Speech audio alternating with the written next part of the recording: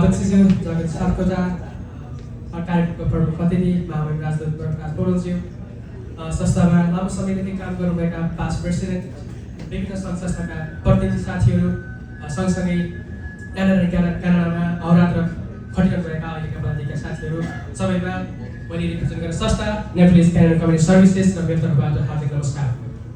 सबभन्दा पहिले क्यानाडाको यस 19औं वार्षिक साधारण सभाको भव्य रूपमा सफलताको शुभकामना दिन चाहन्छु र यो सँगै केही कुराहरू 2 मिनेटको समय म राख्न चाहन्छु। आज हलमा विभिन्न सङ्घ संस्थाका प्रतिनिधिहरू देखिरहेको छु। एकदमै हामी सबैजना सङ्गठित भएर एकजुट भएर बसिरहेका छौँ। यो क्यानाडी भूमिमा नेपाली डायस्पोराको उत्थान रहेका हाम्रो पहिचान भन्ने मूल नारामा हामी सबै सङ्घ संस्थाहरू काम गरिरहेका छौँ, जसमा एनआरएन क्यानाडाले नेतृत्वदायी भूमिका निर्वाह गरिरहेको छ। हाम्रो उपस्थिति मात्र छैन क्यानाडामा, हामी यहाँको आर्थिक, सामाजिक, सांस्कृतिक विकासमा एउटा बलियो छाप छोड्न सफल भएका छौँ। यसको उदाहरणको रूपमा हामीले भर्खरै टोरन्टो क्यानाडामा अप्रिल महिनालाई नेप्लिज हेरिटेज मन्थको रूपमा स्थापित गर्न सफल भएका छौँ। यस्तै गरी टोरन्टोमा मात्र होइन, ब्रिटिस कोलम्बियामा मे 30 लाई नेप्लिज हेरिटेज डेको रूपमा पनि हामीले पाइरहेका छौँ। र यो सफलता यति मात्र सीमित छैन।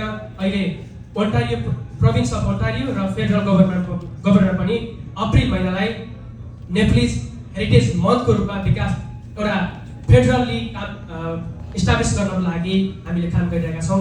यसकारण हामी नो मोर माइनोरिटी, हाम्रो रिकग्निसन क्यानाडियन्स भूमिमा देखिएको छ। यसमा एउटा संस्था मात्रले काम गर्ने हुँदैन। जसरी आज हामी यो सभा हलमा भेला भएका छौँ एउटा एनआरएनको एजिएममा, हामी यस्ता कार्यमा संस्थाहरूको प्रतिस्पर्धा भन्दा पनि सहकार्य, एउटा संस्थाले गर्ने कार्यक्रममा अर्को संस्थाले सेम नेचरको कार्यक्रम गर्नुभन्दा हरेक संस्थाले एउटा सिग्नेचर प्रोग्रामलाई आफ्नो बनाएर हरेक संस्थाले एकअर्कालाई सहयोग गर्दै गएको खण्डमा पक्कै पनि हामीले जुन कुरा एचिभ गर्नको लागि, जुन कुरा पाउनको लागि हामी यहाँ विभिन्न सङ्घ संस्थाको माध्यमबाट प्रतिनिधित्व भएर संस्थाहरू निर्माण गरिरहेका छौँ, पक्कै पनि यो डिरेक्सनमा हामी जानेछौँ। फेरि पनि 2 मिनेटको समय छ, गर्नुपर्ने कुराहरू धेरै छन्। हामी पछि पनि फेरि विभिन्न फोरमहरूमा कुरा गर्नेछौँ।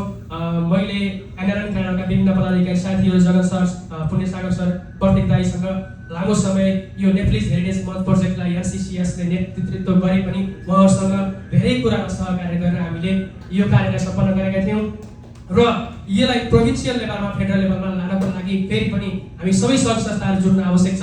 र लाग्छ अबको 1 वर्षभित्रमा हामी यो प्रोभिन्स र फेडरल लेभलले हामी नेपाल अप्रिल महिनालाई नेप्लिज हेरिटेज मन्थको रूपमा विकास गर्नेछौँ भन्ने कुरा यहाँहरूमा राख्दै फेरि पनि यो 19औं एजिएमको हार्दिक मङ्गलमय सफलताको शुभकामना व्यक्त गर्दै मेरा 2 शब्द टङ्गाउँछु। धन्यवाद, नमस्कार।